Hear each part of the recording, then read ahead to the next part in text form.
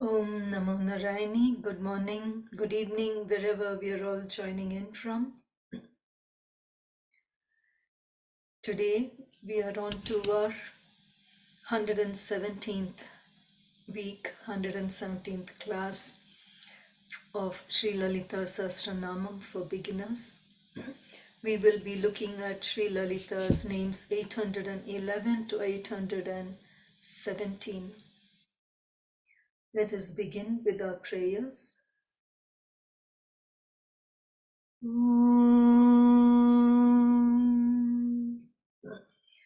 ज्ञानरूपाय विद्महे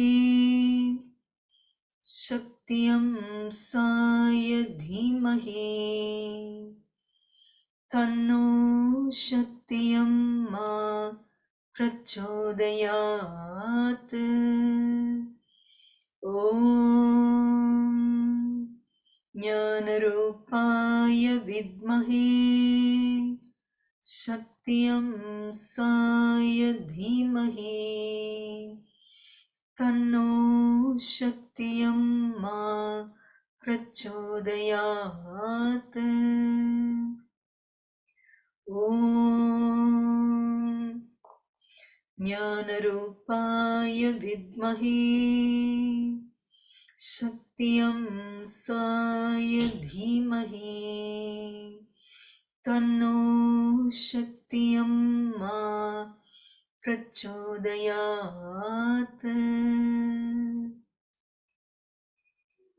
ॐ सर्वमङ्गलमाङ्गल्ये शिवे सर्वार्थसाधिके शरण्ये त्र्यम्बके गौरी नारायणी नमोऽस्तुते। ॐ सर्वमङ्गलमाङ्गल्ये शिवे सर्वार्थसाधिके शरण्ये त्र्यम्बके गौरी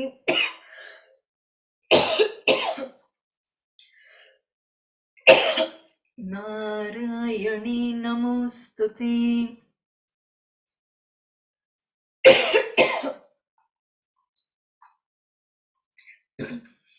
ॐ सर्वमङ्गलमाङ्गल्ये शिवे सर्वार्थसाधिके शरण्ये त्र्यम्बके गौरी नारायणी नमोऽस्तुते। ॐ सर्वमङ्गलमाङ्गल्ये शिवे सर्वार्थसाधिके शरण्ये त्र्यम्बके गौरी नारायणी नमोऽस्तुते। ॐ गं गणपतये नमः। ॐ गं गणपतये नमः। ॐ गं गणपतये नमः। ॐ गं गणपतये नमः। ॐ गं गणपतये नमः। ॐ गं गणपतये नमः। ॐ सहना भवतु सहनौ भुनक्तु सह वीर्यं करवावहै तेजस्विनावधीतमस्तु मा विद्विषावहै। ॐ शान्ति शान्ति शान्तिः। ध्यानं सिन्दूरारुणविग्रहां त्रिनयनां माणिक्यमौलिस्फुरत्तारानायकशेखरां स्मितमुखीं मापीनवक्षोरुहां पाणिभ्यामलिपूर्णरत्नचषकं रक्तोत्पलं बिभ्रतीं सौम्यां रत्नघटस्थरक्तचरणां ध्यायेत् परामम्बिकाम् ध्यायेत् पद्मासनस्थां विकसितवदनां पद्मपत्रायताक्षीं हेमाभां पीतवस्त्रां करकलितलसद्हेमपद्मां वराङ्गीं सर्वालङ्कारयुक्तां सततमभयतां भक्तनम्रां भवानीं श्रीविद्यां शान्तमूर्तिं सकलसुरनुतां सर्वसम्पत्प्रदात्रीं सकुङ्कुमविलेपनामलिकचुम्बिकस्तूरिकां समन्दहसितेक्षणां सुचरचापपाशाङ्कुशां विशेषजनमोहिनीमरुणमाल्यभूषां भरां जपाकुसुमभासुरां जपविधौ स्मरेदम्बिकाम् अरुणां करुणातरङ्गिताक्षीं धृतपाशाङ्कुशपुष्पबाणचापाम् अणिमादिभिरावृतां मयूखैः अहमित्येव विभावये भवानीम् ॐ ऐं ह्रीं श्रीं ॐ नमो नारायणी ॐ श्रीं श्रीमात्रे नमः स्वाहा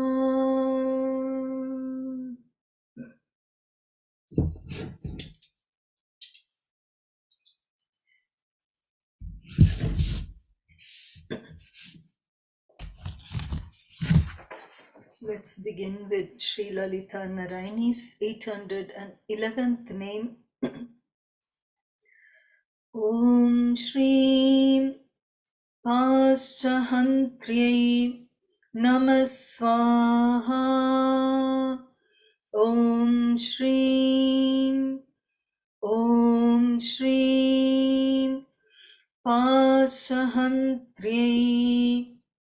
pāśahantryai namah swaha namah swaha. Om Śreem pāśahantryai namah swaha. Om Śreem pāśahantryai namah swaha.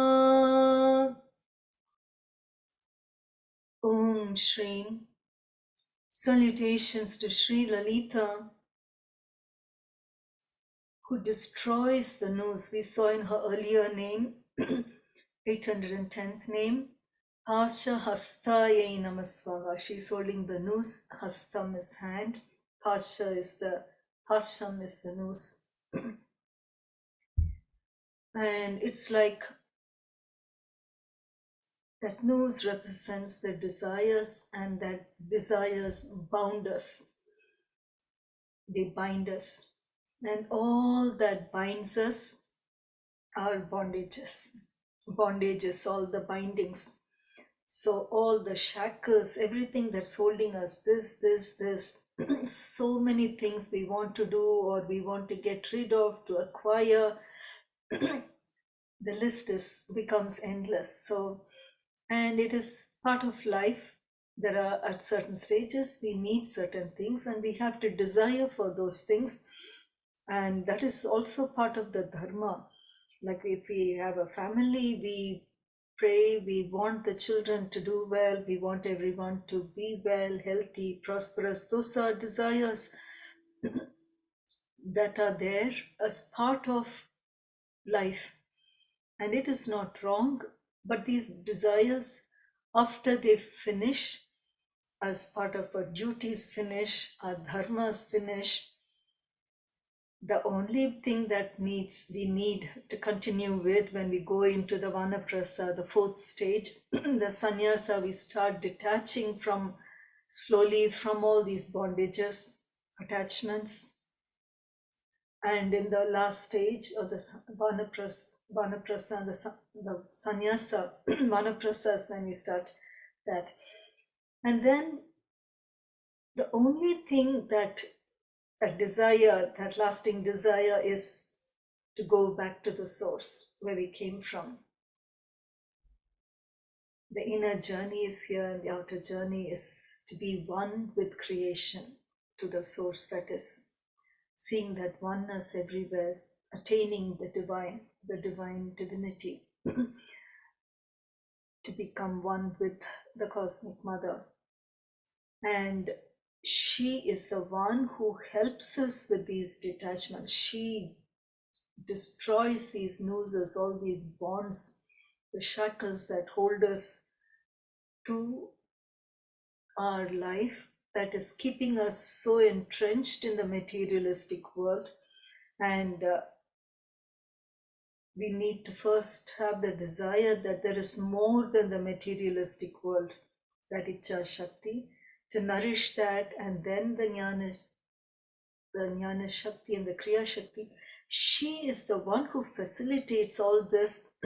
All we need to do, start, is that sankalpa, that desire, I want this, I have to let go of these too many attachments. Sometimes right till the last stage of life, there are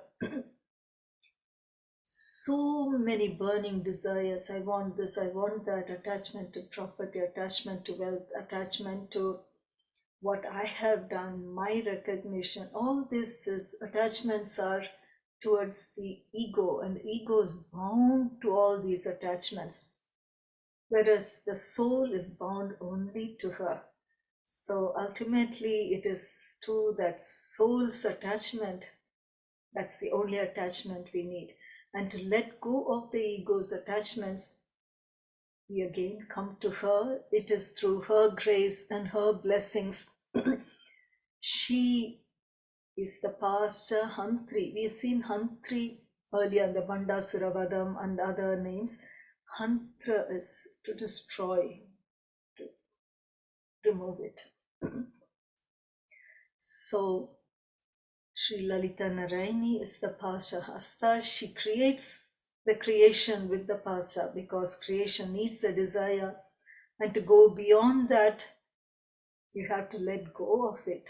You've experienced all this, and after the experience, when you're ready to say enough is enough, I need to rest, the ultimate rest in that oneness, that peace, the shantireva shanti, that ultimate, that Brahman state, that oneness with the cosmic, that state is through her grace. And we saw that even to reach the Shiva state, the Shiva is that potential energy, that stillness, you need Shakti's grace to transcend all these to come to that state.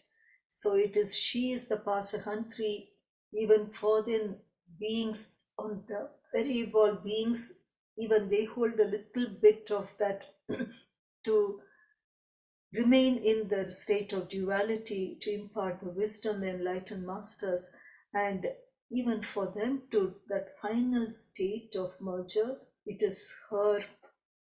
She has to remove the ultimate, even the last few shackles or the bonds, those attachments that are holding for them, and about us so much more.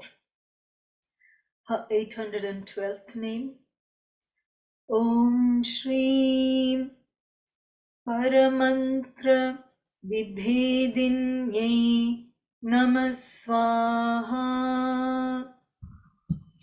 Om Śreem paramantra vibhēdinyai namah swaha. namah swaha.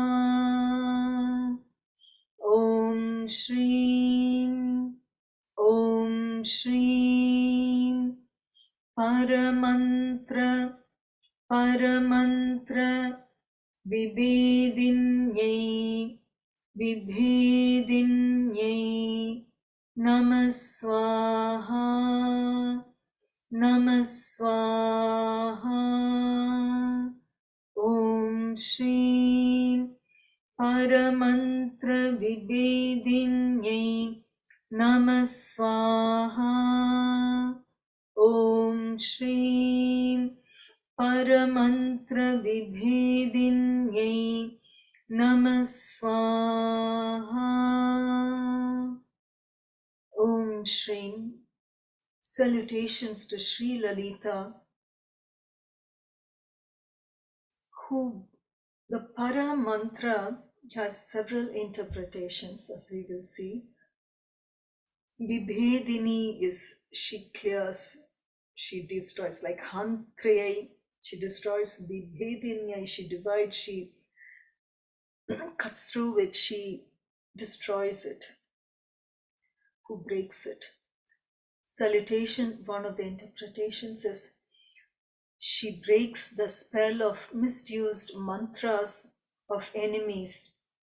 So Para, we saw Para recently in her 790th name. Near is Apara, far, the enemy is Para. That if we look at Para that way, the Para mantra is, the mantras is there for everyone. So enemies also can use mantra. They have understood the power of mantras. They have done the tapas and they have done the put in the efforts to gain the understand the mantra and its mantras powers, and they can use it to for bad intentions. Just like there is nothing bad about the knife. The knife is not evil, but the way it is being used, the prayogam of it, the way it is being put to use, determines whether it is doing good or bad. And that needs that wisdom, and that needs love. And when that love is there and the wisdom is there, and we understand the oneness of all life, it will never put it to harm. Except when the ego comes in. So it is not the soul's decision, but the ego's decisions. So asuras are like that. They become powerful because they put in their tapas and their vratas and all that, the penance, and they've accrued a lot of that power. And these powers can be misused. And when these are harming the world and they are harming life, she is the one we seek. We pray to the divine whenever calamities come, man-made calamities, natural calamities, whatever, we ultimately turn to the divine because it is beyond our mind's capabilities to control it or overcome it, contain it, or to see beyond, how to rise beyond it, go through this. And ultimately we seek the divine. And she is the one who is capable of cutting it asunder. When we see in so many of the Asura Vadam, the killing, slaying of the Asuras, the demonic in the scriptures, the Devi Mahatmyam and so many others, the Asuras use various different mantras. We saw in the Bandasura Vadam, he puts through mantras, he creates a certain blockage there that is to explode. So these are Shaktis through being empowered that can perform so many things for them. And she glances at Shiva and creates Ganesha, manifests at that time, Ganesh Yantra, and he clears and breaks down all the obstacles leading to the Mandasura Vadam. And then even there they use, or in the Mahabharata, Ramayana, we see in so many descriptions of enemy, like Ravana, his son, those who are fighting for him, they are so empowered with various, they call it like these spells. They are bound, these weapons are bound by certain, they have so much energy, and whoever has it gives the command they will have to operate. Like trimester, the dynamite by itself, its inherent nature, whether you use it for good purpose or bad purpose, is ultimately it's in the user's hand. When it goes into the wrong hands, it can be put to harm others.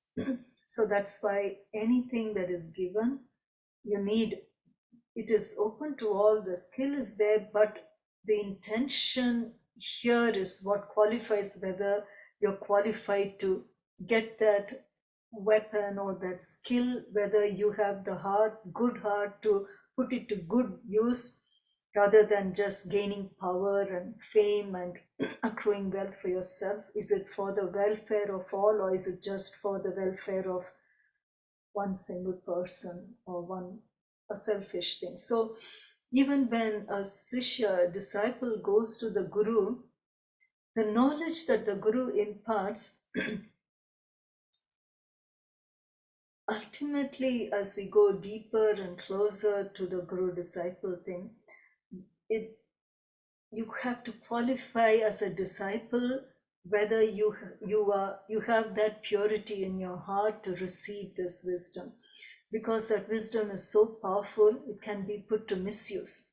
So when the paramantra, when the enemies do apply these mantras with ill intention, it can harm, and she is the one who can cut it asunder, destroy that spell, and protect. There is another interpretation of paramantra.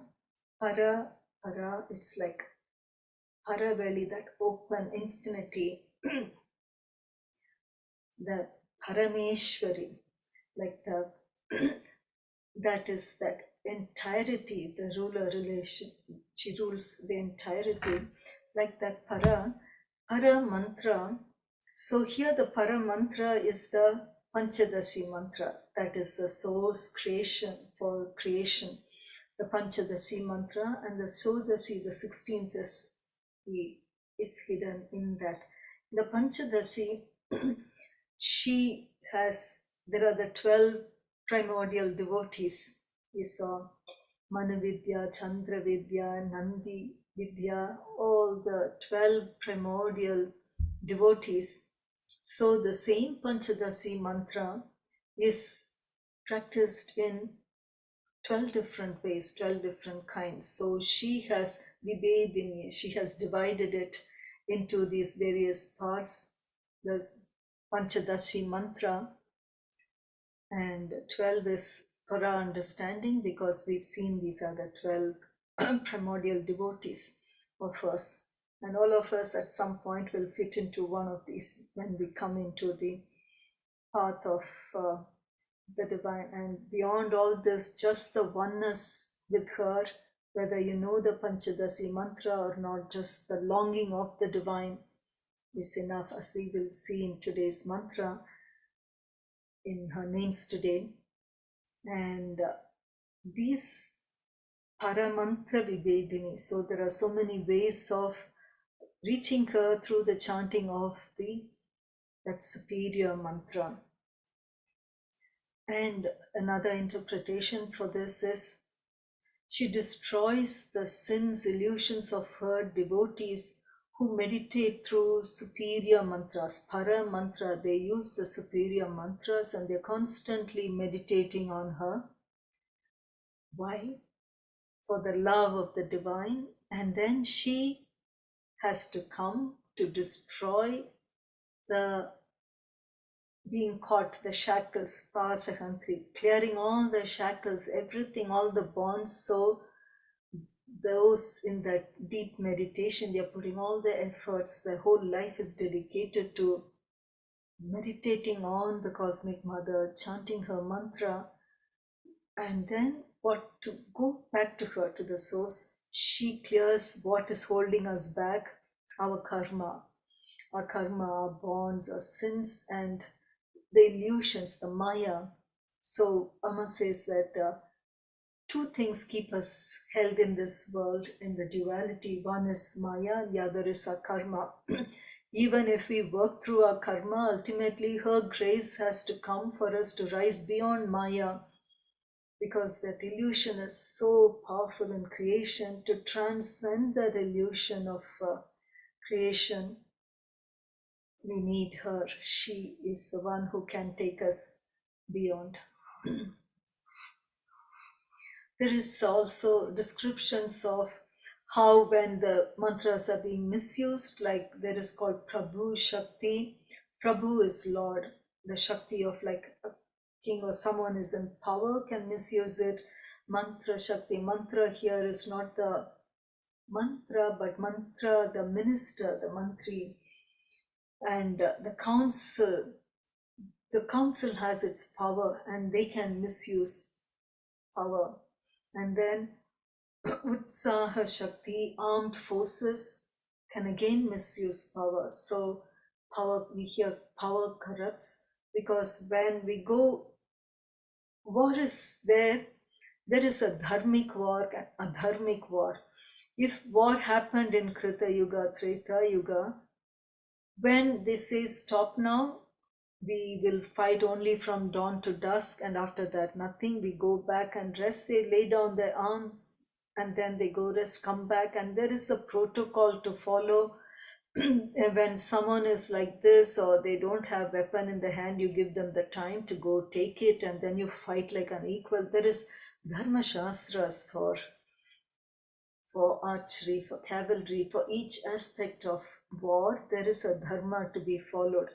And in Kali Yuga, we have moved so far away from dharma, we have to recapitulate. There's something called dharma. We follow protocols, and this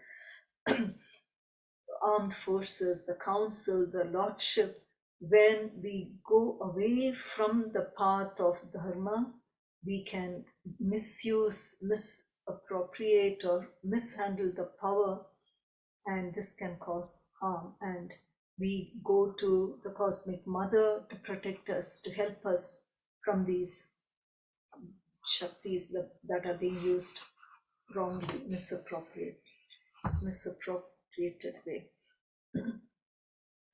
Her 813th name, Om Śreem mūr-ttāyai namah swaha.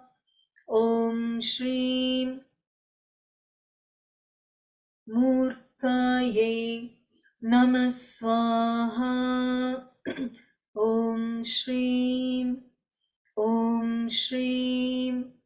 mūr-ttāyai namah swaha. Om Śreem mūr-ttāyai namah swaha.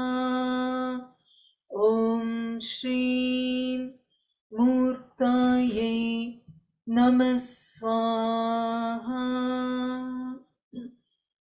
We can remove the hyphen between the mūr and tha. It's mūrti. She is the mūrti. There's no need for a hyphen there. Om Śreem. Salutations to Sri Lalitha, who is with shape, who is with form. Mūrti. When we say mūrti, when we talk of the mūrti, we are referring to her idol form, the form that she has, like the vigraham we have, like we have the mūrti, it's in the garbhagriha, we call that the mūlavar, the mūrti who's the mūlavar, who's in the garbhagriha, and the utsava, the one who is taken out from the temple for processions, it's called utsava mūrti, the Mula Murti and the Utsava Murti. And Murti is the form that we worship as the divine. All the various forms of the divine that come into that form we use, the mind, our heart can relate to, can attach to, is the Murti form. And or it can be said she is in the form of earth, water, fire, because they come under the realm of something our eyes can capture. Eyes can see earth, eyes can see water, eyes can see fire.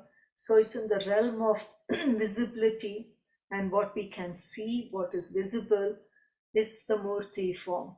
So we are describing her as the qualified Brahman. She's in the form, when the Brahman has manifested into creation, then that is the entire universe is her form. We have seen the entire universe is her form. We can see the entire universe is Murti form of hers.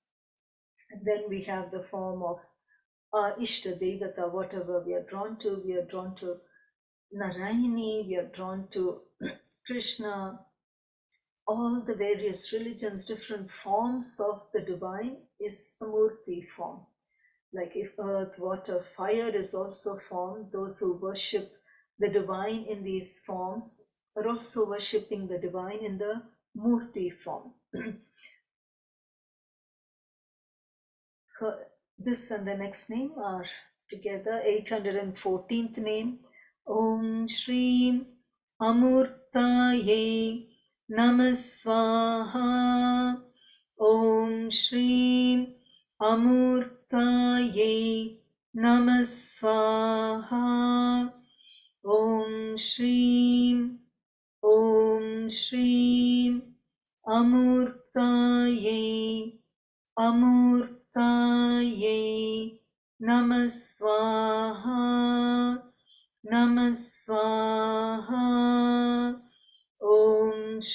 Om Śreem amūrttāyai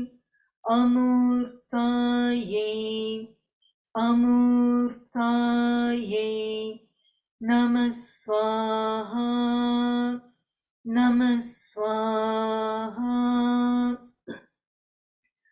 Om Śreem amūrttāyai namah swaha. Om Śreem amūrttāyai namah swaha. Salutations to Sri Lalitha, who is without any shape, who is without any form. She's mūr-ttāyai, she's amūrttāyai. So we have seen in some of her earliest names, she is that and she is not that. She is this and she is not that. So you're describing the unqualified Brahman and the qualified Brahman because she is woven through everything. She is everything.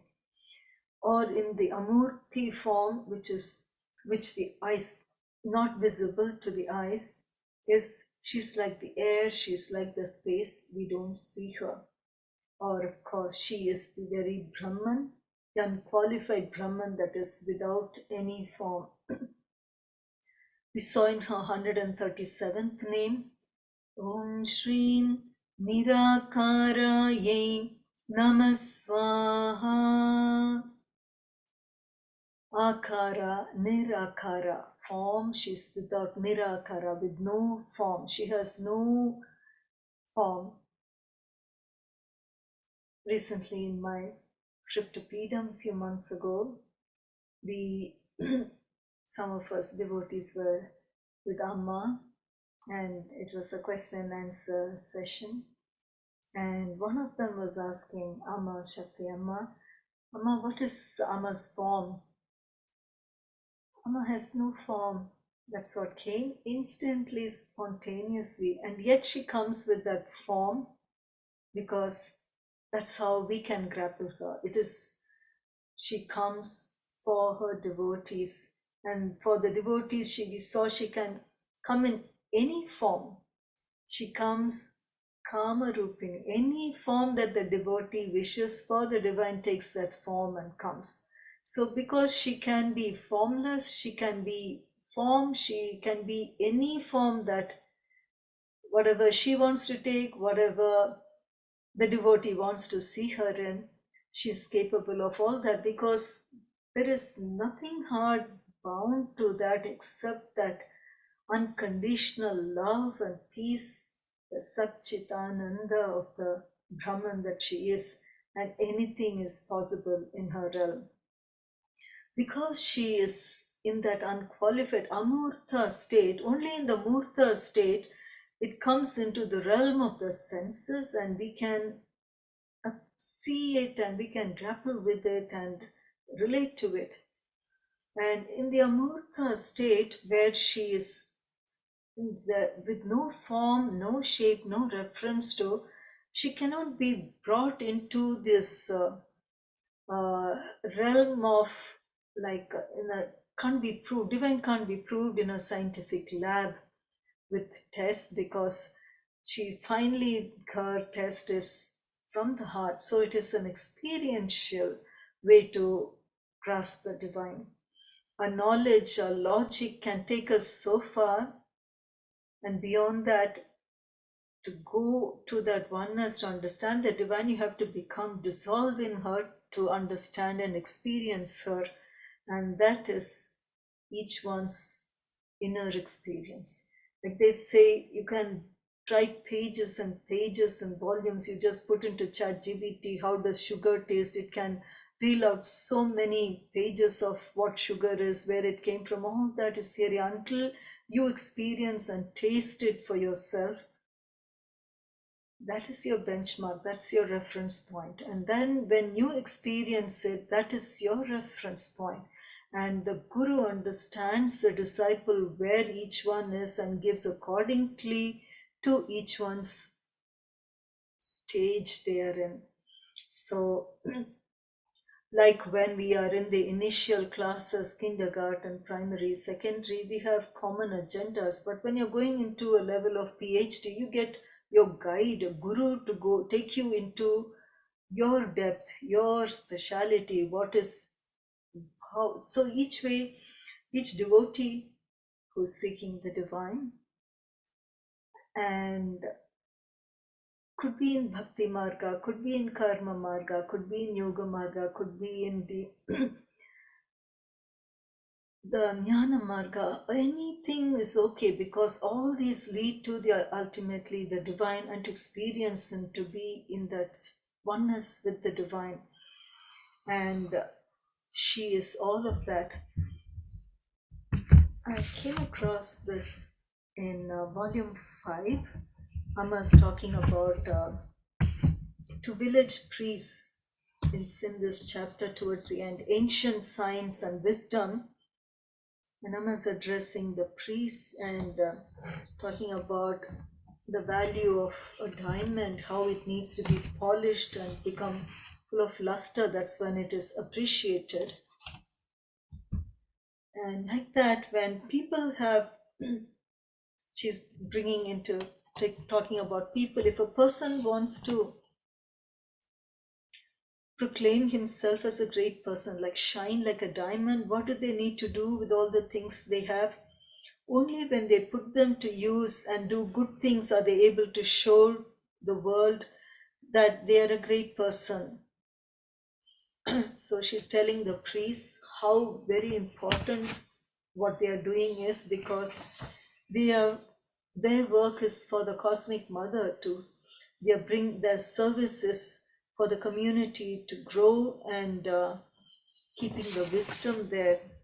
And she is talking about the speciality of Hinduism is that no one can specifically say that, oh, this is Hindu Dharma and this is not Hindu Dharma.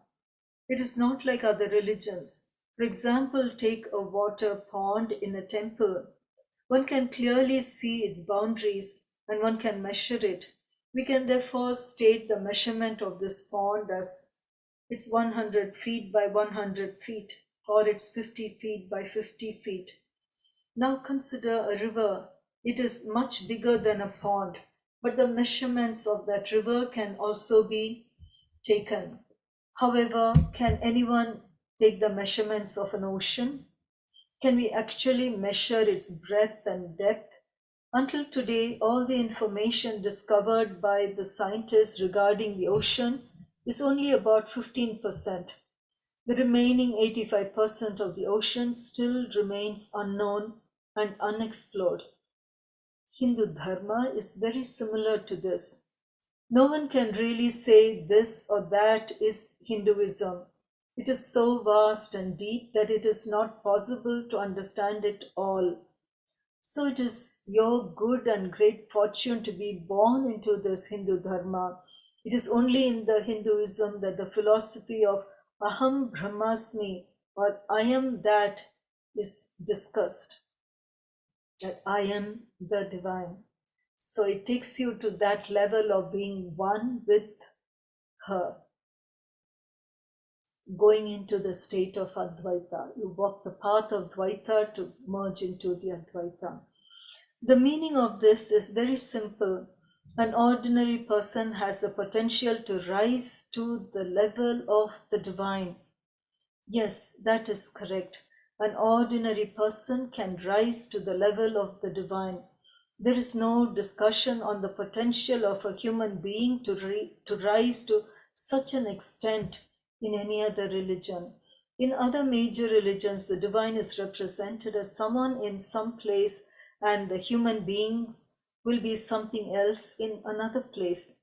Only in Hinduism does it state that a person who does everything with complete devotion will, over a period of time, have the capacity to transform and become divine. That is why it is said, Aham Brahmasmi. Aham means within me, Brahmasmi means infinite reality. Together, the meaning is I am the infinite reality, or I am that. To have that, to say, it seems like an audacious statement. We describe the divine in such great glory, and it's just almost like lip service to something that is beyond whatever we say. Like the thesaurus, you keep finding words and words to describe the undescribable. And then there is a potential for this to become that totality. It seems such an audacious statement, or even that concept, but such is the richness and the potential of this life that is being given to the human potential, this life. The philosophies, Amma says, the philosophies are very profound in Hinduism, and there are many very old established practices that are followed in Hinduism. In each of these practices, there are so many special philosophies that are behind them, and some of them are so profound that they are very difficult to be understood by common people. Our power of absorption is very limited, and it is only because of this that we are not able to understand it. If you're given a book with just 10 pages and are asked to read it, that would be easy. But if you're given innumerable pages without any end at all, then is it possible to read it? No. In the same manner, Hinduism is boundless, and this is what makes it a very special and great religion. For example, there is extensive information about Hindu Dharma, about all the levels of man, which describe the composition of the body, the mind, the intellect, and the soul, everything. It is a very vast subject, one that even modern science is only beginning to understand. So each and every practice of this religion has practical and scientific reasoning behind it. Earlier she says, what we call the Hindu religion or Sanatana Dharma, eternal order, does not need to spread. It needs only to grow as a tree grows. If you say it has to spread, this means that it somehow has to spread to places where it is not already present. However, Hinduism is truly all pervasive in this world. This is the speciality of Hinduism or Hindu Dharma. So she's telling the priests, therefore the priests who are here are the messengers of this Dharma, the path of righteousness. So Hinduism is a name that was attributed by people beyond this region to refer. Amma's mentioned earlier, she was like saying, how did it get its name? She asked me. They said, the river, she said, people who live beyond the river of the Indus, Hindu river, they refer to the people living that lifestyle there. They call them the Hindus because the Indus River, those people living in that region. So that's how it was an acquired name, Hindus. Otherwise, this was referred to in all the scriptures as Sanatana Dharma because it is eternal through the ages, through the yugas. There is no time limit to it. And this Dharma contains everything for every Dharma of all the beings. So this is the Sanatana, always Dharma, eternal order. And like Amma said, when I asked her how many departments, she said, there's no limit to it. It can create because it is in the genre of that unconditional love and peace. And in that realm of unconditional love and peace, anything can be contained. It is only the sankalpa of the divine and the prayer of the devotee. So she is mūr-ttāyai, she is amūrttāyai. So the whole entire range, realm of creation. And her 815th name, Om Śreem Anityatriptāyai namah swaha. Om Śreem Anityatriptāyai Anityatriptāyai namah swaha. Namah swaha. Om Śreem Anityatriptāyai Anityatriptāyai namah swaha. Namah swaha. Om Śreem Anityatriptāyai namah swaha. Om Śreem. Salutations to Sri Lalitha, who is satisfied even with our perishable offerings. She is Nitya. In her 136th name we saw her as Om Śreem Nityayai Namah Swaha. And then we saw Nitya is always there, ever present. We just saw Sanatana, eternal. It is, Nitya is ever, always, like Nityam is every moment, every day, everything. We saw Nitya Devis, they rule over the time, every day, moon phase, each thing. She is Nityayai, and yet she is Anitya Triptāyai. Tripti is being contented, being satisfied. So what as we as, Christmas is coming and we to express our love for our loved ones and for the world at large, it is a season of giving. Love expresses itself as giving, and it's one of the tangible expressions of love. Whatever love wants to do, it is not enough. It wants to give and give and give more. So when you pray to the divine for something, she gives more than that. We saw that in her earlier name. Then the mother wants to give the child. She wants more than the child asks for. She showers. When we love our children, we give them much, much more than they need. Our love showers that way. So, and yet, we are so satisfied when the child does something small for us.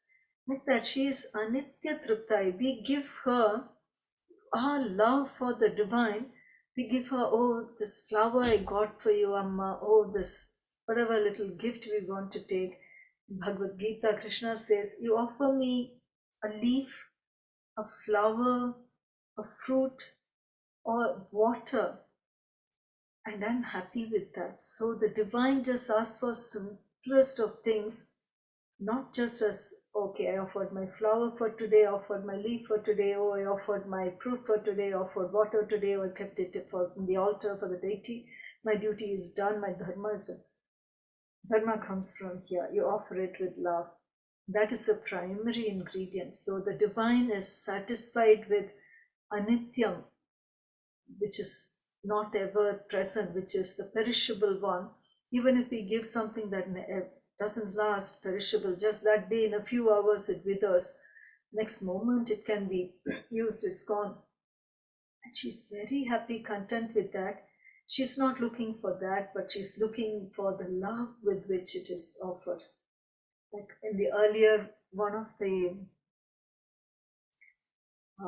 Connect with the Divine volumes also, I recall now, one of them is asking the divine to devotees. The very affluent devotee gives grand things to the divine, and the poor devotee gives something very simple, maybe one flower from his garden or whatever. He gets just one flower, and the wealthy devotees are giving it to the telling the other thing. I know, I see your love for the divine. I also have so much love for the divine, but I think my love is greater than yours because I'm giving so much more to the divine. So, and the poor devotee doesn't know what to say. They go to the divine and ask, whose devotion, who's the greater devotee? Divine says, both of you are equally great to me. But the wealthy devotee says, I've given so much to you, am I not greater devotee? Says, it is the love with which you give that the divine sees. Karmically, you give more, so you can in the materialistic world get more things that way. But the love with which you give, sometimes it is not even a material thing, you may not have. Just offering that love, that mantra japa, offering the mantra to the divine,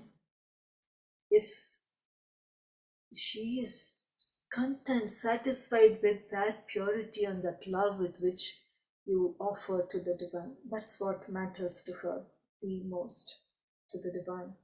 We've seen her bhakti priya, she loves bhakti, she is bhakti gamya, she can be attained through bhakti. Bhakti vasya, so she gets, she is pāśahantryai, she clears all bondages, but bhakti vasya, she gets bound to us with our devotion. The one who can clear all bindings gets bound to the devotion. So the divine gets bound to the devotee because of that love. Bhakti mat kalpalatika, bhakti manasaha, the next one comes, we will see. So she is drawn to even the imperishable ones that we give, only with the love that we give that matters. Her 816th name, Śreem Munimanasaham-sikāyai namah swaha. Śreem Munimanasa Hamsikāyai namah swaha.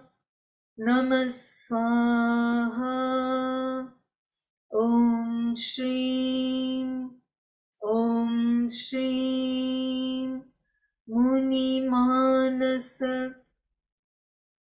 Munimanasa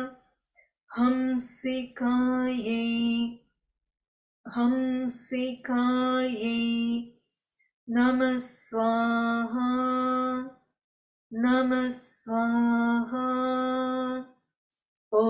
Śreem Munimanasa Hamsikāyai namah swaha.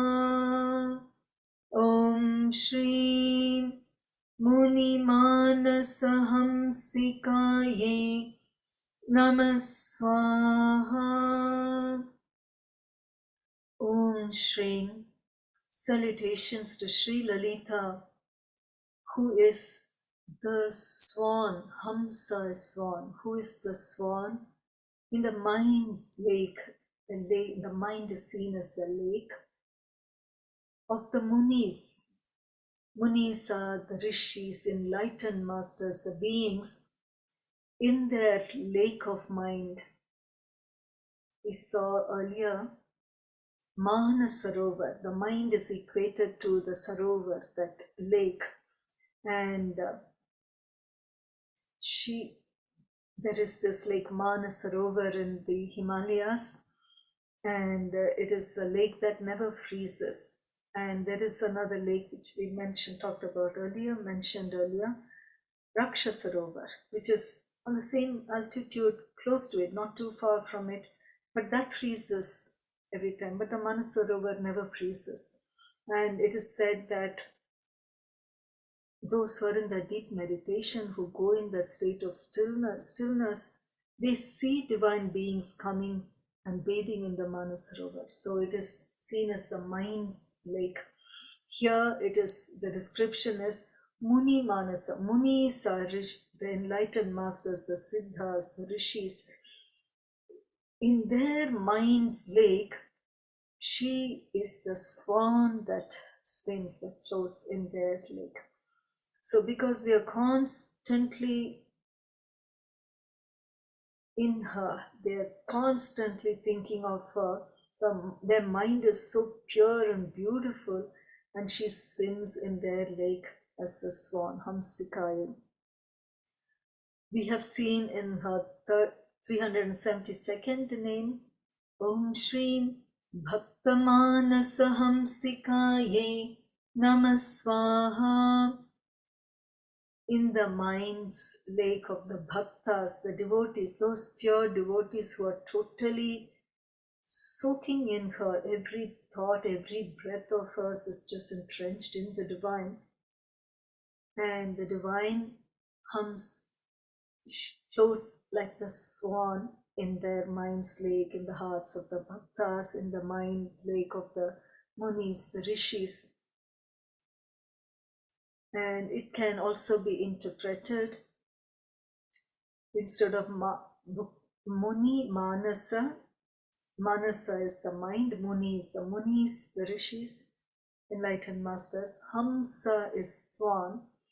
If the word is split differently as Sahamsika, Muni Mana, Sahamsika. So Sahamsika is a dancer with anklets, the tinkling anklets. And it's said that the divine dances with that ecstasy and joy for those with that pure mind and heart who are totally dissolved in her. So that is the expression of the divine. She finds so much joy in seeing the devotion in the devotees. So it's like the mother, the father, the parents are so overjoyed when they see their children doing so excellently their dharma, the children's dharma so excellently. It gives so much joy to the parents. Like that, she is overjoyed, and she has these anklets with these tinkling, and she dances in that joy and seeing the munis, rishis in that state of purity and that love. Her 817th name, Om Śreem Satyavrtāyai namah swaha. Om Śreem Satyavrtāyai namah swaha. Om Śreem Satyavrtāyai namah swaha. Om Śreem Satyavrtāyai namah swaha. Om Śreem Satyavrtāyai namah swaha.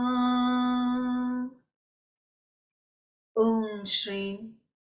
Salutations to Sri Lalitha, who abides with truth, who has the vow of truth, who has taken the vow of truth. It is, you don't have to take it, you don't take something that's out there to say it's yours, because it is contained in it. It is her Satyam, Jnanam, Anantam, Brahma. It's her ingrained nature. So she is truth. She is Satya. So this Satyam is always with her. Satyam is truth. Vrata, we saw Priya Vrata. She loves that. She is bound to that kindness, that sweetness, love. Here, she is bound, that Vrata that is there, bound to her with this, that quality of the Brahman is Satya. So you don't separate it as that. It's the inherent nature of the Brahman, is her inherent nature to be in truth. That is one way of seeing it. The other is, she can be attained by those who are vowed to truth. So the devotee, or the one, or anyone who has a strong hold of truth, whatever comes, they will not depart from truth. However hardship, whatever kind of hardship they face, they will not steer away from truth. And there are stories in scriptures also, like that, a king who is bound to truth, he loses his kingdom and he loses his wife, his family, children, goes into penury, and he will not move from truth. Ultimately, he rejoins his wife because he sees her, the sacred thread around her neck. It's called the Thirumangalyam, in a funeral ground. And she says, I don't have anything. She comes to bury the son, says, you have to give me something. He's in the burial ground as a caretaker. And he says, you have to give something to me. I can't do this free. There has to be an exchange. She says, I don't have anything. And she says, you're wearing that gold chain there, give it to me. And she's stunned because she says, this is a sacred thing, and it was given by the divine, that this, no one in the world, no one can see it except my husband. And that's when they meet and they realize that the husband and wife are finally meeting, because he can see it. And he is that kind of an example in the Puranas, that he abides by truth in spite of any hardship. So like that, there are so many who have stood with truth, whatever comes and whatever goes. And she can be attained by those people because their heart is so pure, bound to the truth, and that automatically, pāśahantryai, it detaches from all the attachments, because the only attachment there is only the truth, which is her. Only she stands there. She can be attained because everything else is changing, they fall off. Another interpretation called Savitri Satyavan story. And there are many stories of devotees, and when we read their lives, we see glimpses, we learn so much from reading about the divine and reading about the devotees and their lives, how they've gone through so many turmoils and what they stood through and held true and strong. That Atma Balam, the soul's strength, as it grows and becomes strong, it will hold on, and that the devotion grows and it manifests, and it can Bhakti Vasyaya, she gets drawn to that depth and that level of strength of devotion. You don't have to seek her, she comes to you in that state. She is drawn to that devotion because you're bound to more than your life to that truth, to that oneness, to that devotion.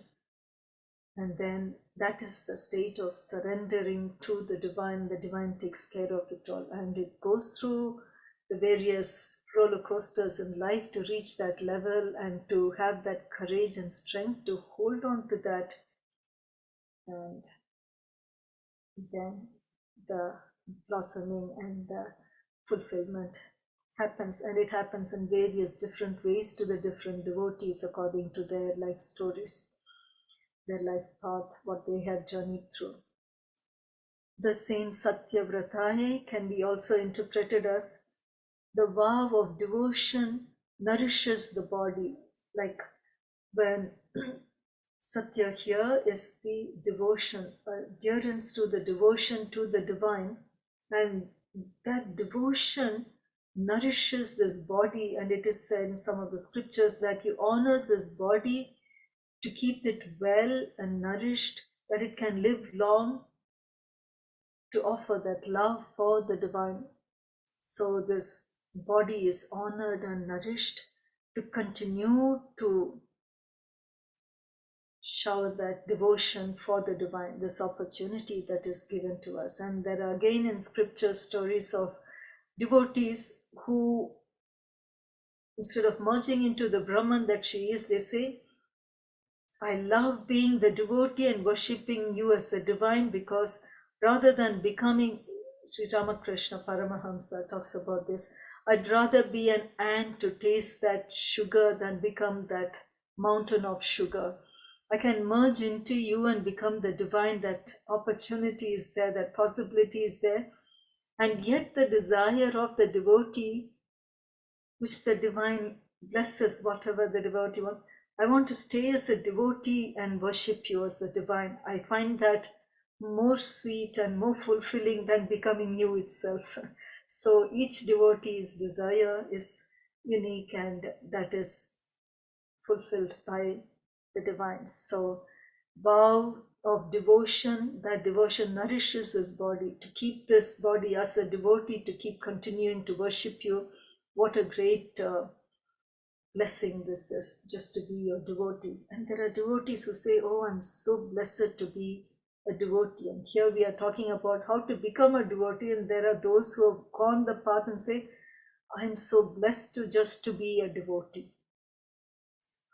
Another interpretation for this, Satyavrata, there was a being by name Satyavrata, the Puranas, and he didn't have wisdom. He was like a silly fool kind of person. So, like a foolish person. And then he saw a wild boar coming in, and it said, "Ike," it screeched, "I," and he couldn't say the full word. All he heard it say and in scream was "I." So being foolish, he was like mentally off or something like that, and he just kept saying I. And without his knowledge, without his awareness, without any intention, without the sankalpa, he kept just saying this, and it was a mantra.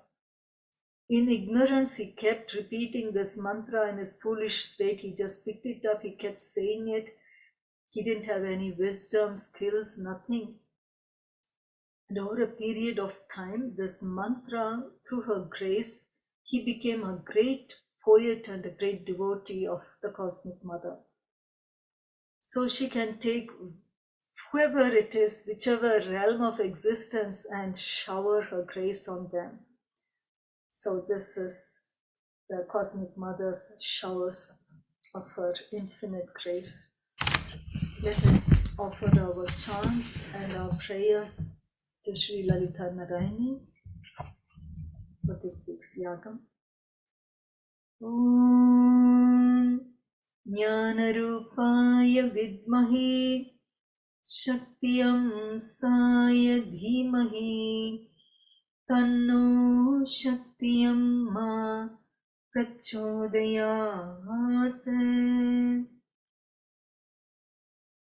Om सर्वमङ्गलमाङ्गल्ये शिवे सर्वार्थसाधिके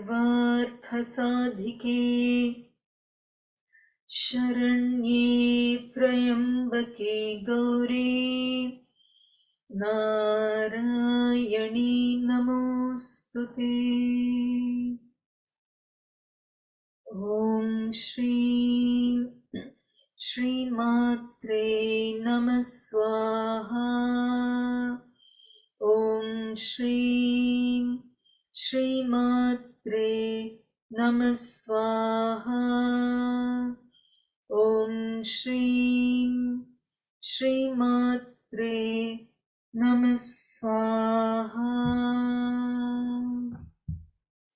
ॐ श्रीं pāśahantryai namah swaha. ॐ श्रीं pāśahantryai namah swaha. ॐ श्रीं pāśahantryai namah swaha.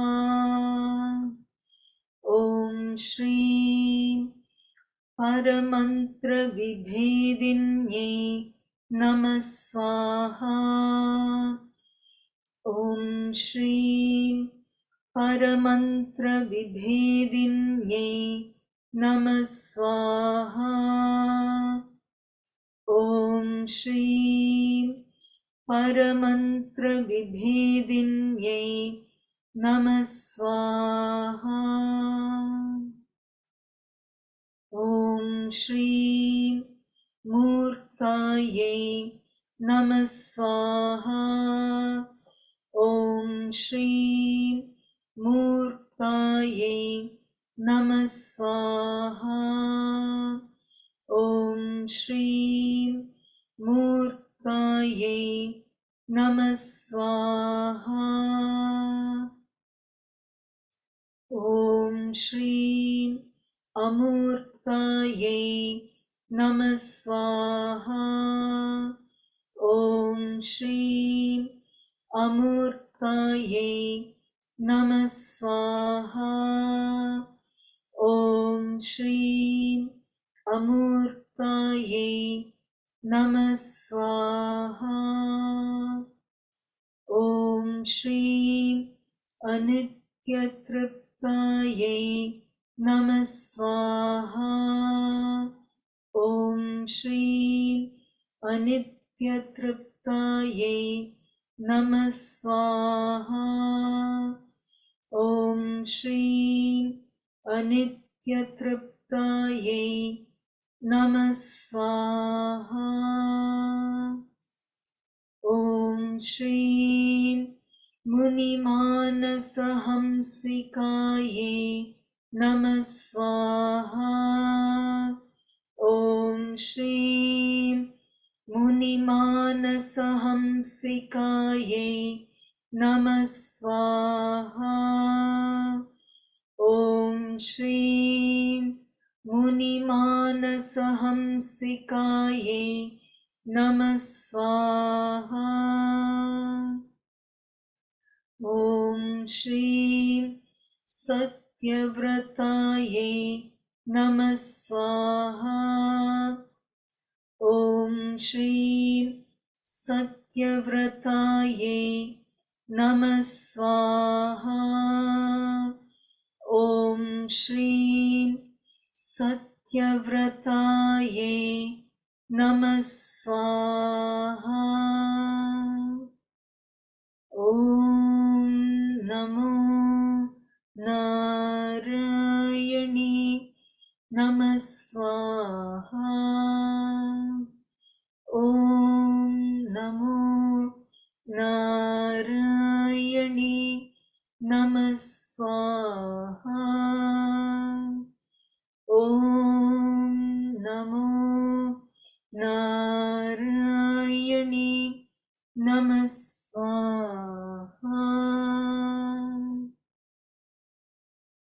Let us offer our chantings, our prayers to Sri Lalitha Narayani, seeking her grace, her blessings for all of us, all our loved ones, for all of humanity, for all the sentient beings, the whole of Mother Earth, and for all the worlds, to shower her grace on Mother Nature, to make us fit to receive this gift of devotion for the divine from her, connect with the divine, she within us, connect with the divine, she within each other, all the beings, connect with her, the divine in the entirety of creation, and be always in the state of all the soul qualities, love, laughter, joy, bliss, health, strength, harmony, wisdom, abundance, generosity, contentment, compassion, honoring of all life forms, forgiveness, gratitude, devotion for the divine, courage, humor, skills, purity, patience, sincerity, integrity, Atma Balam, all the soul qualities, by the grace and blessings of Sri Lalitha Narayani and Seva for the divine, and blessings of Sri Shakti Amma Narayani. Om Namo Narayani. Any questions?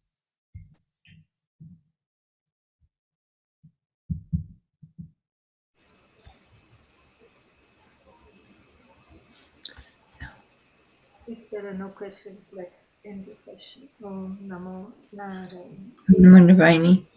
Thank you, Dr. Lakshmi. Thank you. Om Namo Narayani. Thank you so much. Thank you. Om Namo Narayani.